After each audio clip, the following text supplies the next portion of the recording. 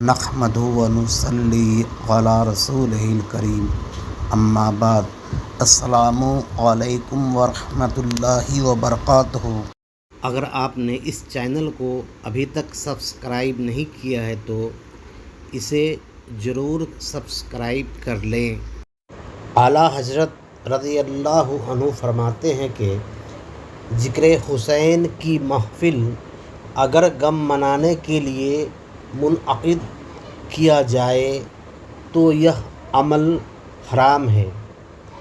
اگر غم منانا مقصود نہ ہو اور ذکر شہادت سن کر آنکھوں میں آنسو آ جائے تو کوئی مضائقہ نہیں ہے۔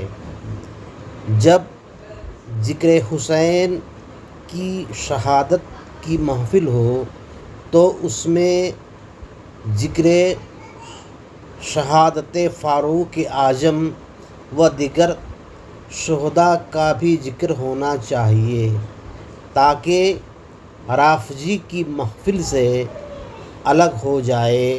وآخر دعوانا الحمد للہ رب العالمین۔